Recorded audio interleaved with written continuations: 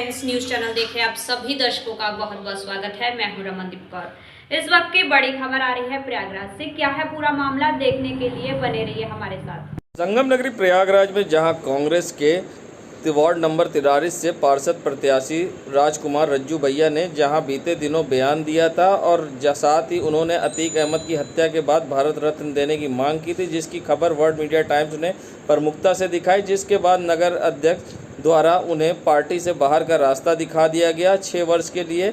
जिसके बाद राजकुमार रज्जू भैया ने अतीक अहमद की कब्र पर पहुंचकर साथ ही तिरंगा उनको उड़ाकर राजकीय सम्मान देते हुए सैल्यूट करा और साथ ही कहा कि अतीक अहमद अमर रहे, देश का झंडा अमर रहे, और उन्होंने फातिहा पढ़ते हुए अतीक अहमद के लिए दुआएं मांगी। ऐसे में कब्र पर सर टेकते दिखाई दिए कांग्रेस नेता राजकुमार रज्जू भैया। फिलहाल पार्टी ने उन्हें बाहर का रास्ता तो दिखा दिया है, मगर अब वीडियो सोशल मीडिया पर वायरल हो रहा है, जिसके बाद अब कांग्रेस नेता की फजीहत हो रही है। फिलहाल उन्होंने क्या कुछ कहा है तिरंगा उड़ाते हुए और क्या दिया था अपना बयान, पहले आइए दिखाते हैं। और देश के झंडा अमर रहे, अतीक भाई अमर रहे। और देश के झंडा अमर रहे, अतीक भाई अमर रहे।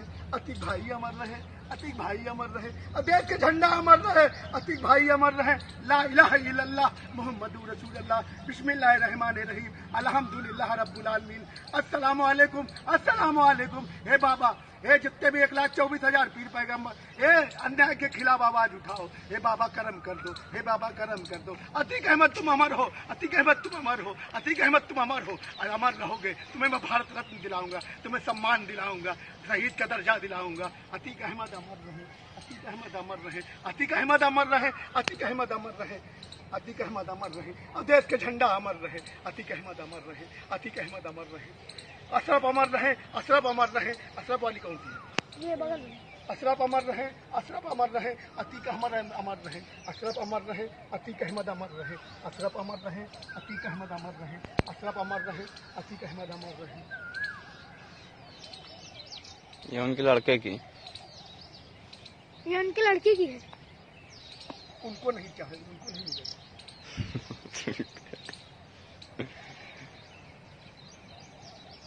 मांग को लेकर कांग्रेस की तरफ से मांग कर रहे हैं, किसको आप भारत रत्न देने की मांग कर रहे हैं, किस तरह से किसको तिरंगा नहीं उड़ाएंगे, क्या पूरा मामला है? देखिए, अतीक अहमद का जिस तरह से योगी सरकार ने मर्डर कराया, योगी जी को इस्तीफा देना चाहिए। मैं कांग्रेस का वार्ड नंबर 43 से पार्षद प्रत्याशी हूँ और मैं ये मांग करता हूँ कि अतीक अहमद को भारत रत्न दिया जाए।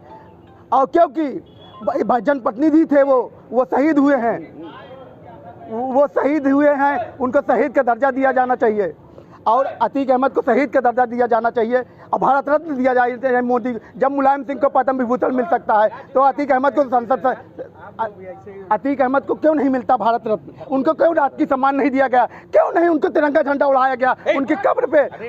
क्या बयान दे रहे हो यार, ये फालतू बात कर। कांग्रेस कैंडिडेट अतीक के अधिवक्ता दयाशंकर मिश्रा के यहाँ जहाँ बमबाजी हुई थी, जिसके बाद उन्होंने बड़ा बयान दिया है। उनका कहना है कि उनको पहले ही सोशल मीडिया पर ट्रोल किया जा रहा है और साथ ही उन पर दहशत फैलाने की कोशिश की जा रही है। ऐसे में उनका क्या कुछ कहना है, आइए दिखाते हैं।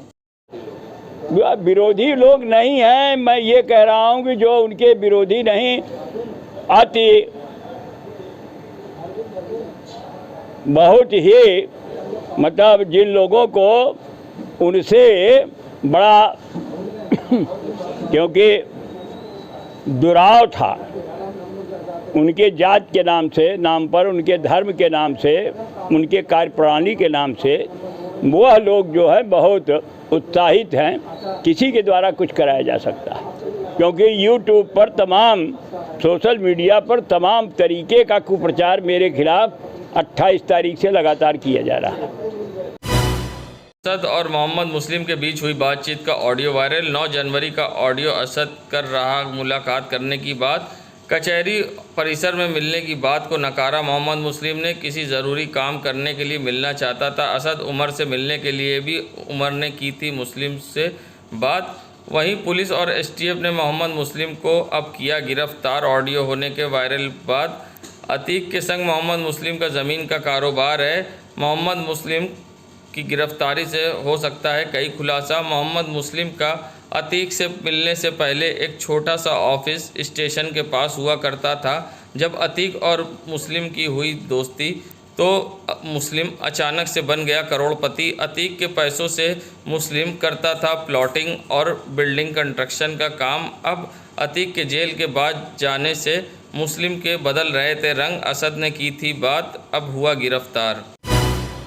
बाहुबली पूर्व सांसद अतीक अहमद, उसके भाई अशरफ के कातिलों की पुलिस रिमांड सीजीएम कोर्ट ने मंजूर कर ली है। लवलेश, अरुण और सनी को पुलिस रिमांड मिल गई है। पुलिस ने कोर्ट में 14 दिन की रिमांड मांगी गई थी। बहरहाल रिमांड की अवधि अभी कोर्ट ने आदेश आया है जिसमें 4 दिनों की रिमांड मिली है।